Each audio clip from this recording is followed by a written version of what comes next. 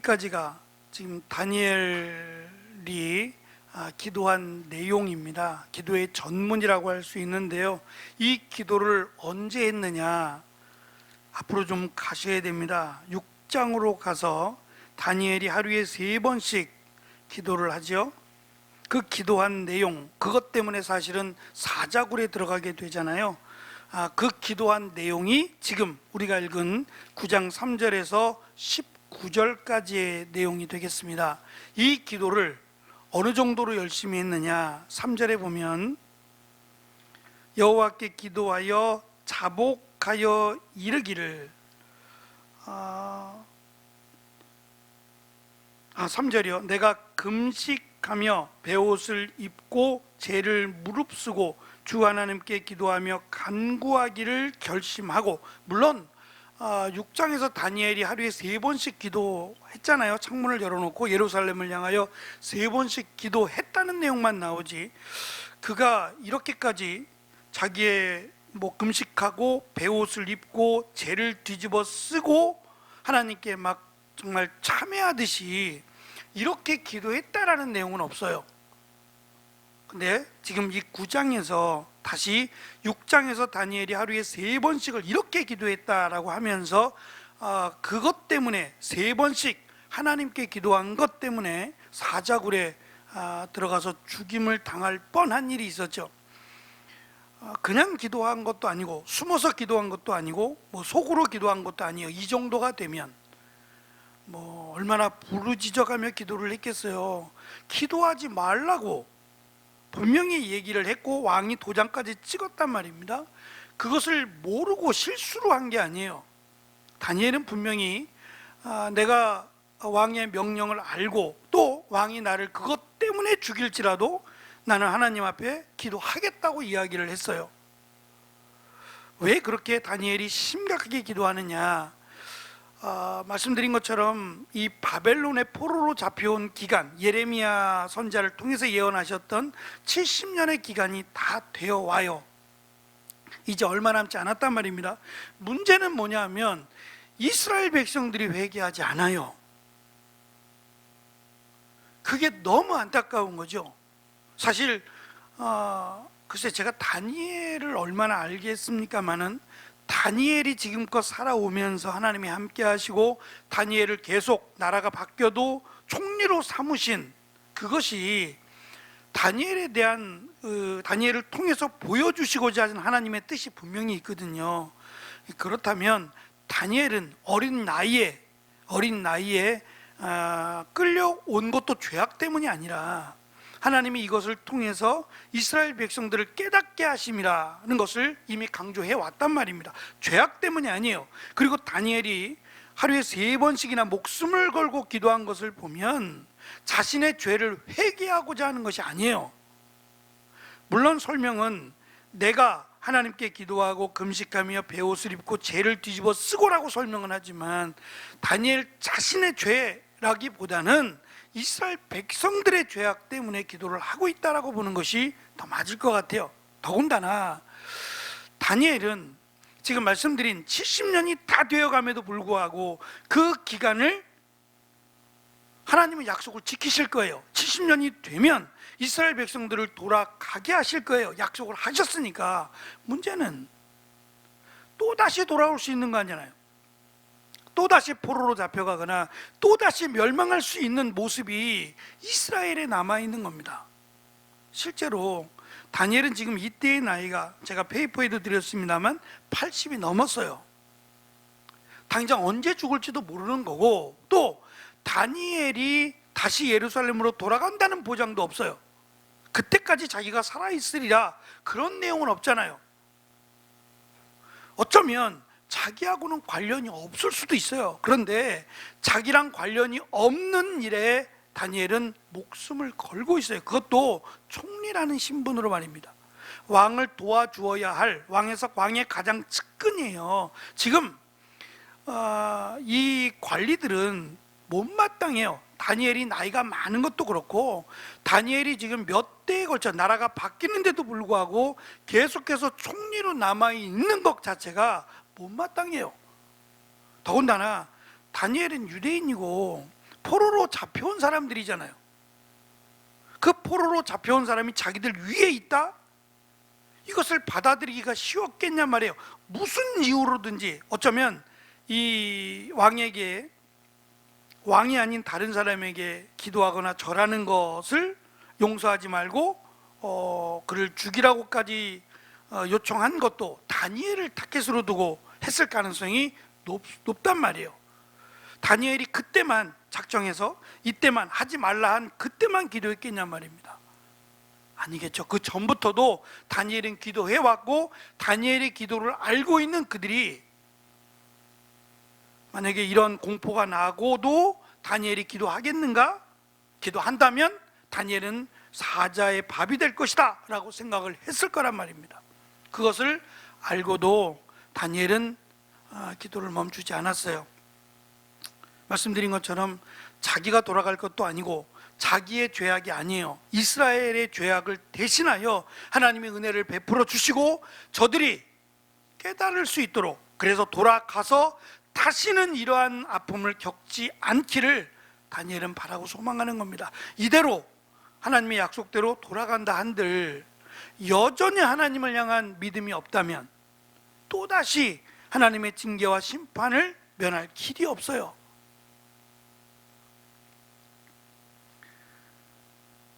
아, 1페이지를 보시면 밑에 두 번째 단락입니다. 유다 백성이 언제 어떤 방식으로 예루살렘에 돌아가는지에 대한 설명은 언제라고 하는 설명은 예레미야를 통해서 약속을 하셨고 어떻게라고 하는 것은 사실 설명이 되어 있지 않아요. 그럼에도 다니엘은 기도하면서 하나님께서 원하시는 지금 다니엘이 할 수 있는 일, 그리고 이스라엘 백성들이 해야 될 일이 바로 회개라는 걸 알았어요. 여기서부터 지금 시작해야 된다는 걸 알았어요. 그러니까 사실 회복이라고 하는 것은 먼 데 있는 게 아니에요. 먼 데 있는 게 아니라 내가 하나님 앞에 어떠한 삶을 살고 있는지를 돌아보는 데서부터 시작이 돼요. 그래서 내가 지금 이 이스라엘 백성들처럼 어려움과 고통을 겪고 있다면 그것이 무엇 때문인지를 발견하고, 혹시 죄악 때문이라면 그 죄를 회개하고 하나님의 은혜를 구하는 데서부터 회복은 시작되는 겁니다. 이스라엘 백성들의 회복을 위해서 다니엘은 기도하고 있고요. 이 기도하는 것이 결국은 하나님께서 하셔야 되거든요. 자기가 할 수 있는 일이 아니니까 하나님께서 하시기를 기도함으로 기다리고 있다는 거예요. 저는 이것이 지혜인 것 같아요. 시간과 때를 우리가 물론 정할 때도 있어요. 급할 때는 하나님 이게 다급하니까 이것을 언제까지라고 하는 말을 우리가 할 수 있어요. 우리의 기도 가운데는 할 수 있지만 어쨌든 그 결정조차도 하나님이 하세요. 그래서 우리가 미리 살펴보았습니다만 이것보다 훨씬 더 뒤에 일어날 일인 느헤미야서에서 느헤미야가 거기도 느헤미야도 그 관원장이었잖아요. 왕의 측근에 있었거든요. 그리고 왕의 신임을 맡았기 때문에 왕에게 요청할 수 있어요. 그리고 자신의 재산을 쏟아 부을 수 있다고요. 근데 다니엘은 하나님이 일하시기를, 하나님이 어느 때 일하실 것을 느헤미야는 기다렸어요.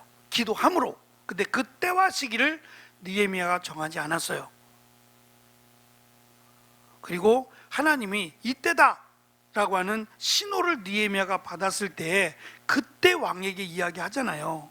그것처럼 지금 이 다니엘서 우리가 읽은 말씀을 통해서 어쩌면 기도에 대한 부분을 우리에게 가르쳐 준다라는 생각이 들었어요.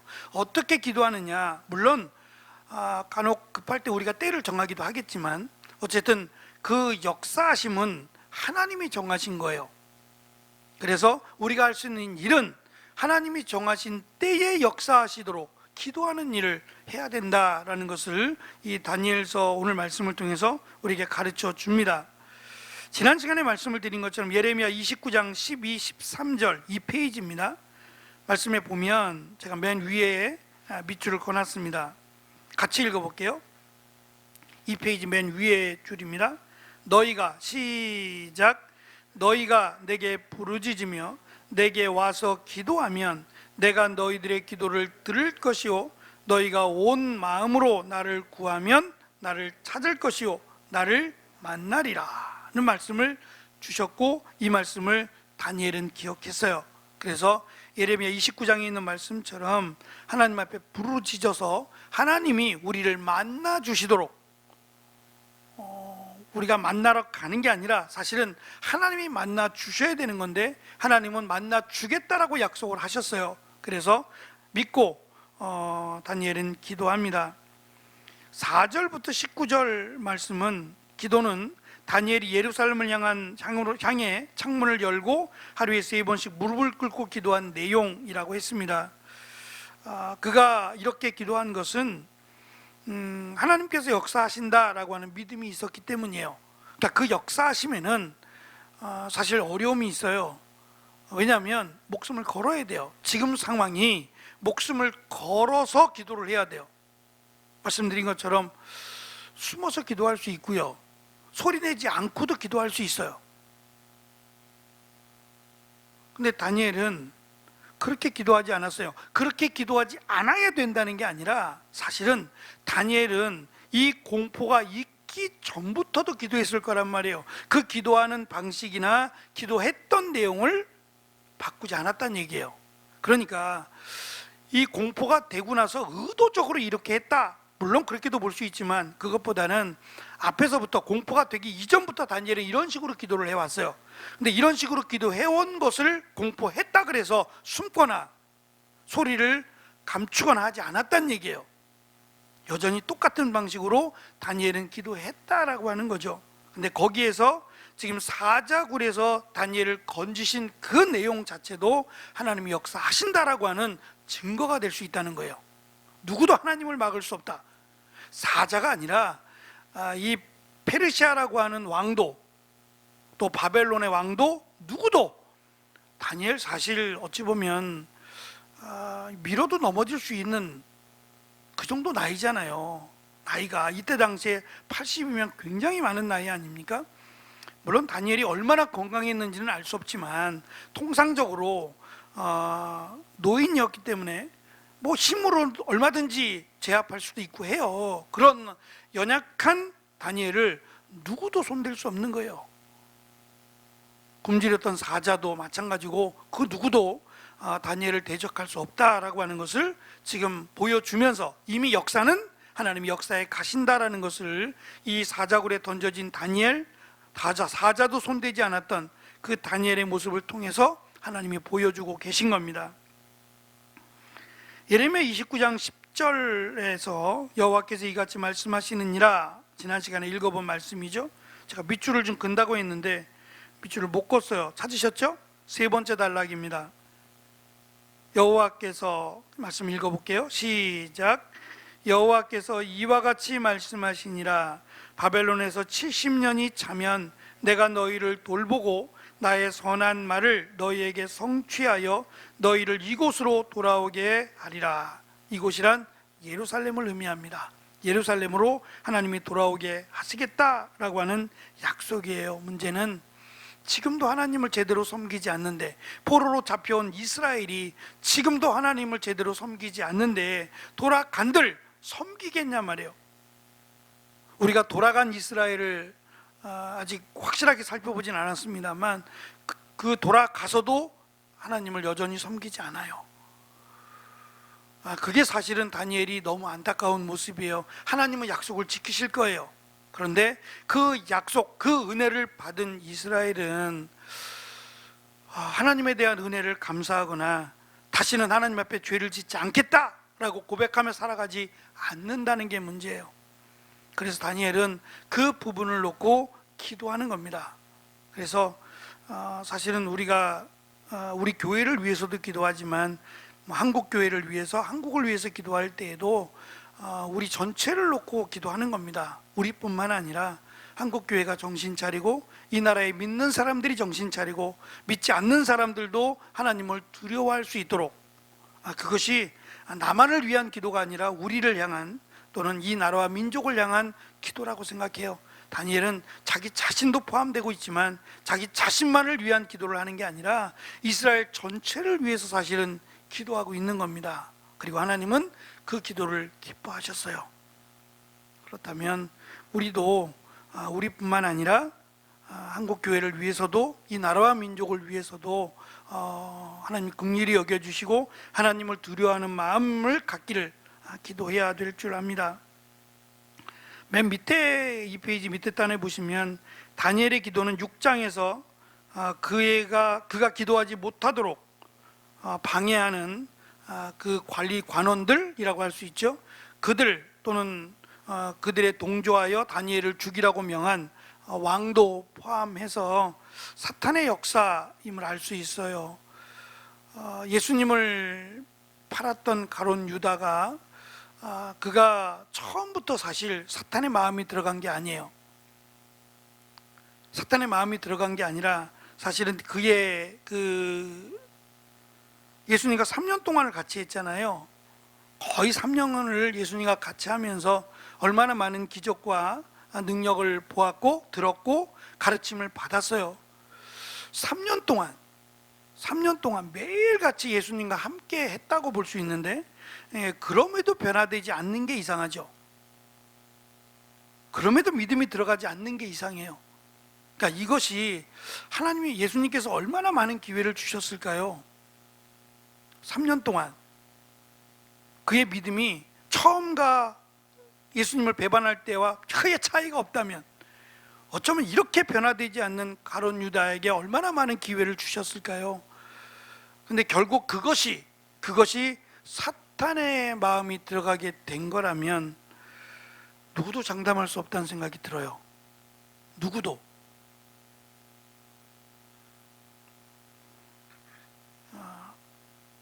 그저께죠. 오늘이 수요일이니까 어제네요. 어제 이제 저희 교회가 가입될 노회가 모임을 가졌습니다. 성북구에 있는 성신여대 그 건너편에 있는 교회에서 노회 모임을 가졌어요. 한 200여 분이 모여서, 노회가 크지 않으니까 한 200여 분이 모여서 노회를 하는데 보통 때면은 한 12시나 12시 반 정도면 끝나요. 점심도 드셔야 되고 그 뒤에 3시부터는 그 목사 임직식이죠. 목사가 임직되는 시간들이 또 있기 때문에 보통 12시 반 정도면 다 끝납니다. 그리고 요즘 식사를 못하니까, 예전엔 교회에서 식사를 준비해서 주셨는데 요즘은 식사를 못하니까 나가서 식사하시도록 그렇게 시간을 배정을 거의 해놨더라고요. 근데 2시 반이 돼서야 끝났어요. 간식도 없고 아무것도 없어요. 다 마스크를 쓰고 있으니까. 예전 같으면 뭐 간식도 있고 뭐 있었는데 지금은 안 줘요. 간식도 아예 없고 그냥 물만 마시고 들어와야 되는 상황이거든요. 얼마나 배가 고프시겠어요. 멀리서 오신 분들은 더 시장하실 거예요. 근데 보통 때는 12시 반, 늦어도 1시에는 다 끝났대요. 근데 2시 반까지 간 이유가 딱 하나예요. 한 가지 때문에, 한 가지 사건 때문에 결말을 못 졌어요. 사실 결말을 못 지고 다음 회기에, 내년에 가서 다시 의논하기로 한 거예요. 그게 뭐냐면 목사가 목사 안수를 받을 때 하고 위임 목사가 됐을 때, 그러니까 교회 장로님이 계시면 당회라는 게 만들어져요. 우리 교회는 아직 장로님이 안 계셔서 당회가 없기 때문에 제가 위임 목사가 안 되는 거예요. 그러니까 위임 목사하고 담임 목사하고는 다른데, 담임 목사는 교회에 담임 되시는 분들은 다 담임 목사라고 불러요. 그런데 당회가 성립이 돼야 그때 이제 위임 목사님이 되는 거예요.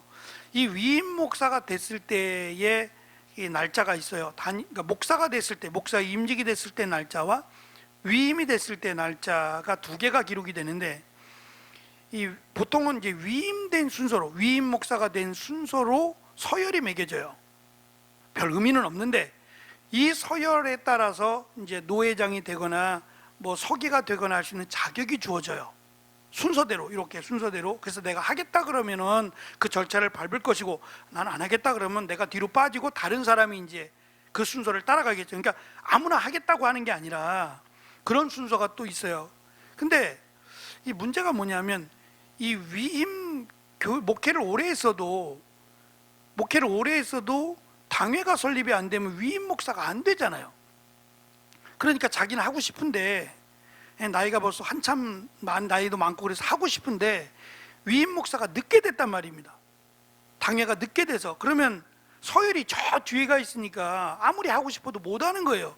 그러니까 이 서열을 바꾸자는 거예요. 목사 임직순으로 바꾸자는 거예요. 그럼 자기는 목사 안수 받은 지 한참 됐으니까 서열이 껑충 뛰어서 내년 내후년이면은 이렇게 임원이 될 수 있는, 보통은 이렇게 안 하는데 이렇게 해달라고 이거 갖고 지금 논의를 하는 거예요. 그래서 이것 때문에 이렇게 하자 저렇게 하자 저렇게 하자 저렇게 하자 얘기들이 많아서 결국은 결정을 못 내렸어요. 그럼 이걸 누가 이 의견을 냈느냐? 저 밑에 가 있는 사람이겠죠. 근데 이제 제가 나중에, 저는 잘 모르니까 상황을, 나중에 얘기 들어보니까 딱 두 사람이에요. 딱 두 사람이 의견을 낸 거예요.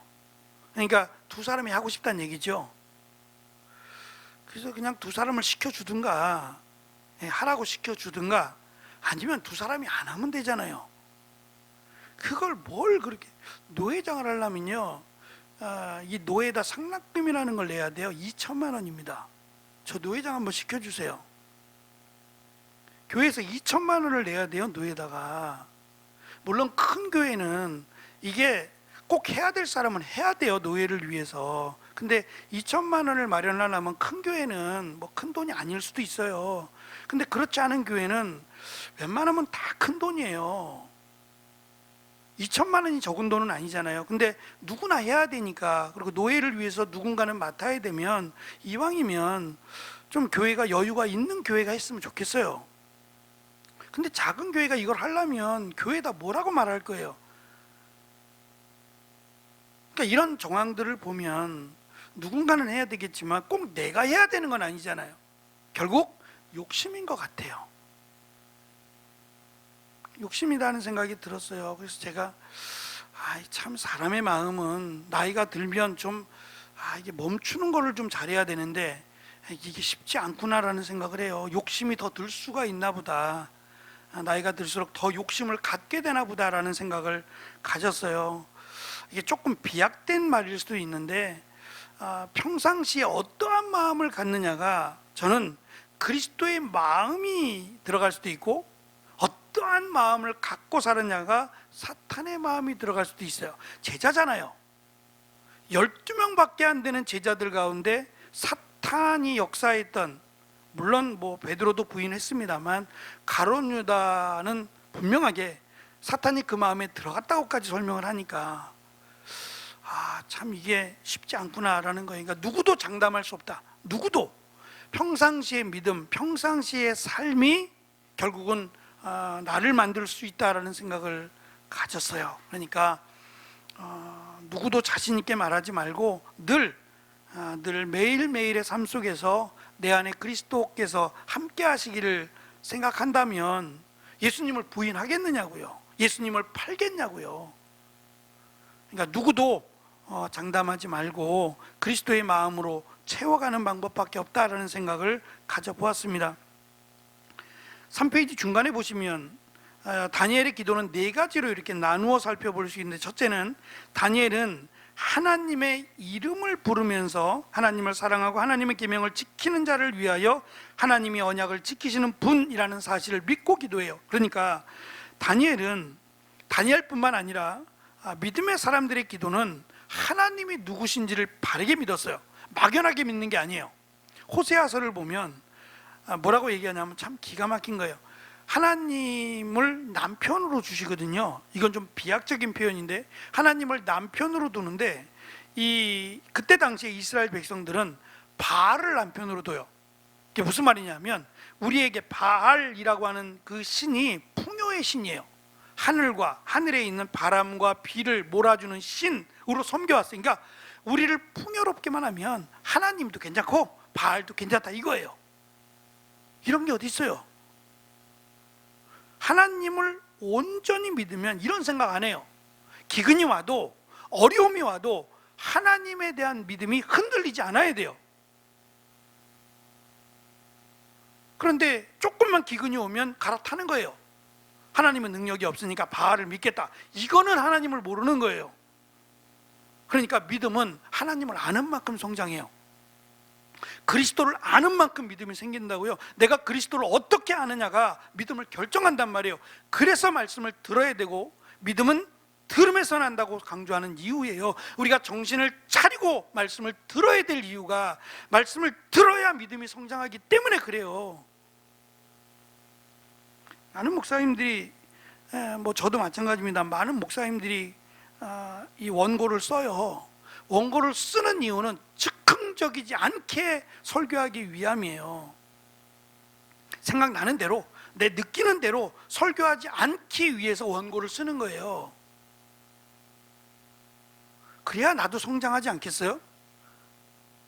마찬가지로 성도들의 신앙이 자라가야 되는데, 그 자라간다라는 것은 결국 하나님의 말씀을 더 많이 듣고 더 많이 안다라는 거예요. 그러니까 우리의 믿음은 그냥 신앙생활은 교회만 오래 다닌다고 해서 성장하지 않아요. 여기에 대해서 우리가 좀 심각함을 알아야 돼요. 목회자도 마찬가지. 제가 말씀드리잖아요. 설교가 성경이 아닐 수 있다니까요. 내 얘기를 막 늘어놓고 세상 얘기를 막 늘어놓고 설교라고 하는데, 거기에 말씀이 없으면 그게 무슨 말씀이냐는 거예요. 하나님의 말씀이 아니에요. 그냥 웅변하듯이 자신의 생각을 성도들에게 관철하기 위해서 하는 이야기밖에 안 된다고요. 그렇게 되지 않으려면 말씀에 근거가 있어야 돼요. 그리고 이 말씀이 성도들에게 뿌리를 내릴 수 있도록 힘써야 된다고 생각해요. 정말 그렇게 되기를 바랍니다. 두 번째, 다니엘은 자신과 유다 백성의 죄를 자백하고 용서를 구하는데, 특별히 선지자들을 통해서 하나님이 주신 경고의 말씀을 저버린 것에 대해서 회개합니다. 선지자들을 통해서 주셨지만 하나님의 말씀이었어요. 그 말씀을 무시했던 것에 대해서 회개합니다. 다니엘은 우리라는 단어를 사용해서 백성들과 자신을 동일하게 해요.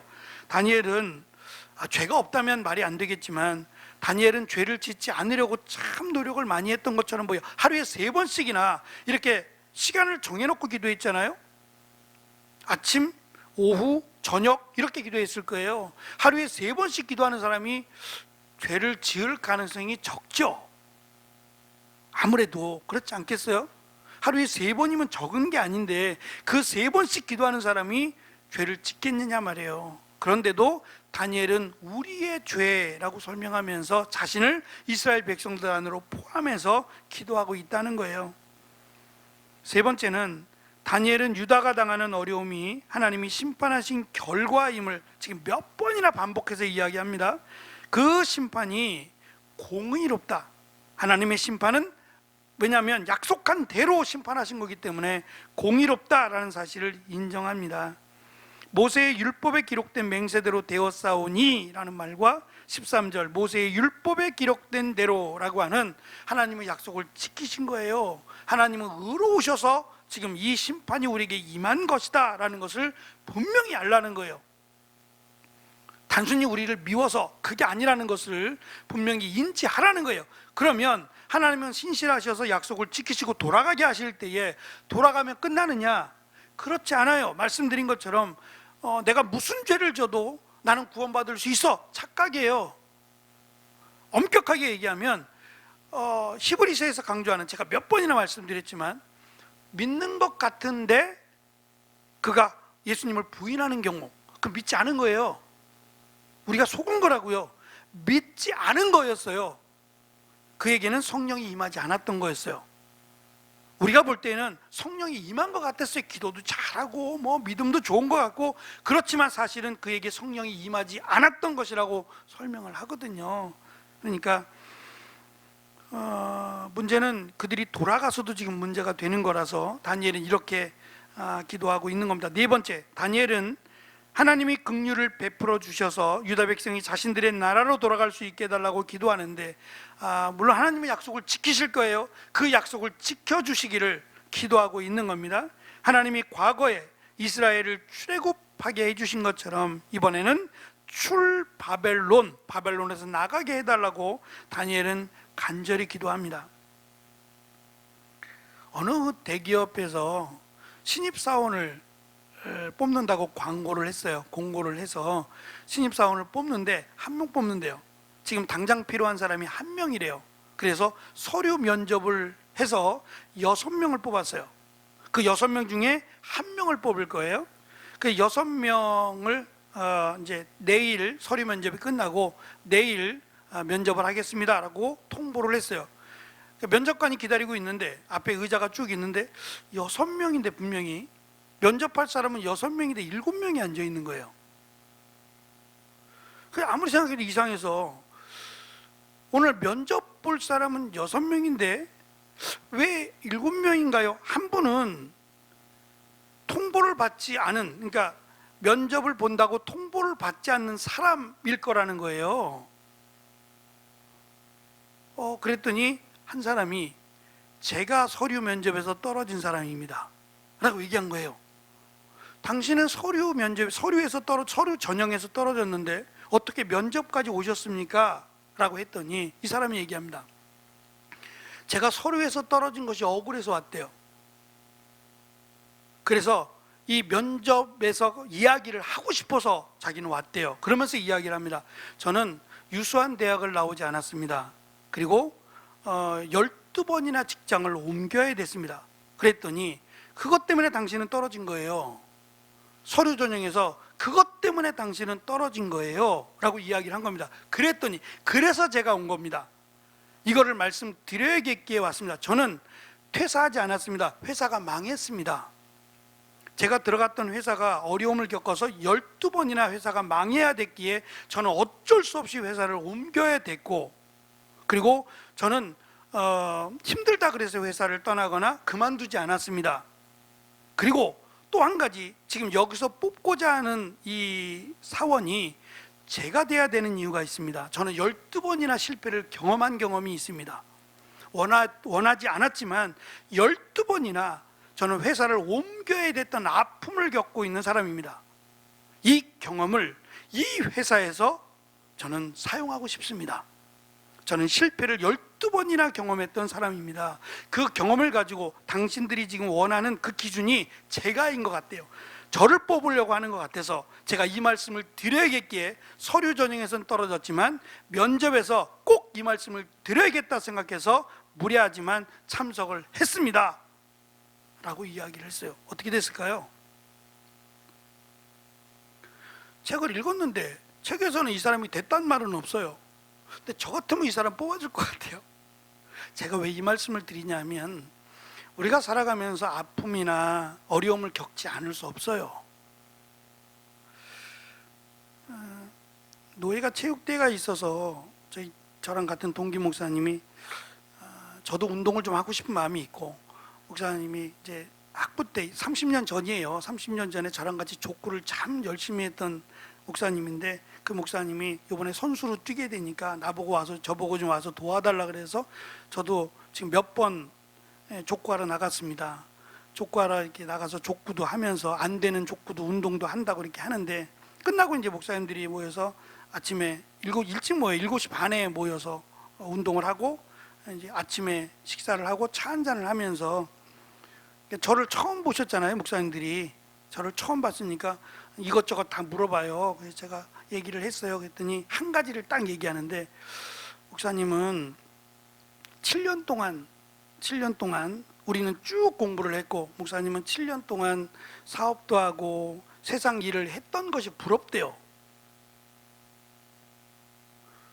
저는 좀 속상한데 이분들은 벌써 지금 제 나이 또래가 됐으면 벌써 30년 이상을 한 거잖아요. 그러니까 세상 경험을 한 것이 오히려 부럽다고 이야기를 해주는 거예요. 제가 반대로 생각하니까 그럴 수 있겠다. 왜냐하면 제가 지쳐 보이지 않으시죠? 권사님, 제가 지쳐 보여요? 안 지쳐 보이죠? 얼마 안 됐잖아요, 저는. 근데 제 또래 분들이 상당히 지쳐 보여요. 그래서 그런 걸 생각하면 이것도 은혜다, 감사하다는 생각을 했어요. 우리가 살아가면서 어려움도 겪을 수 있고 실패도 할 수 있어요. 그런데 이걸 다른 시각에서 보면 실패를 했기 때문에 실패를 하지 않을 가능성이 더 높은 거죠. 전 이것도 귀하다는 생각이 들어요. 베드로가 예수님을 끔찍하게도 3번이나 부인을 했어요. 베드로에게는 이 아킬레스건이에요.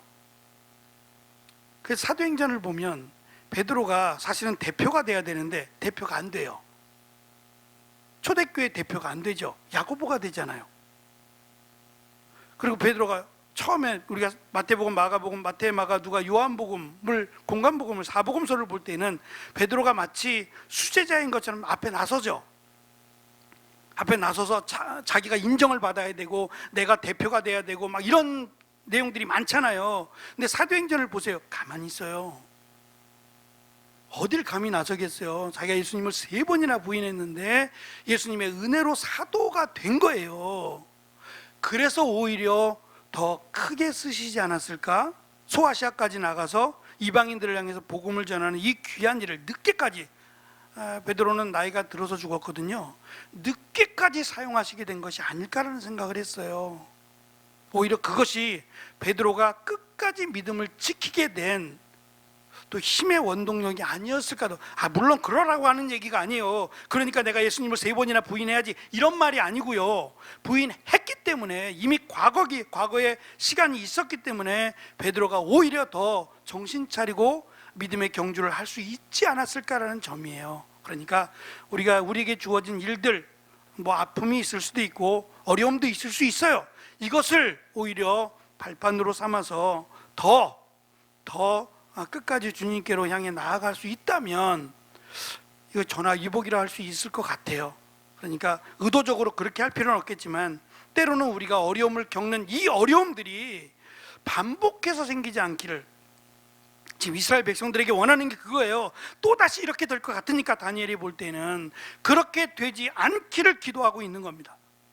이스라엘 백성들을 위해서 정신 차리라고 자기가 기도하고 있다라는 것을, 그래서 이 말씀을 읽는 이스라엘 백성들은 정신 차리고 뭐 어떠한 능력의 문제가 아니라 하나님께 온전히 나아가기를 힘써야겠다라고 하는 마음의 다짐을 할 수 있기를 다니엘은 원하고 또 이것을 기록하고 있다라고 여겨집니다.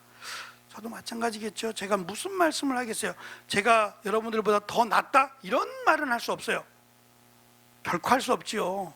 다만 끝까지 믿음의 경주를 완주할 수 있기를, 그리고 혹시나 어려움을 겪을 때 이 어려움이 하나님을 향한 원망이 되지 않고 오히려 이 어려움 때문에 더 가까이 나아갈 수 있는 기회가 될 수 있기를 말씀을 통해서 보는 겁니다. 그렇게 될 수 있기를 이 말씀을 통해서 생각해 보았습니다. 그렇게 주님 앞으로 끝까지, 주님이 오시는 그날까지 믿음의 경주를 멈추지 않는 저와 여러분이 되시기를 축원합니다. 기도하겠습니다.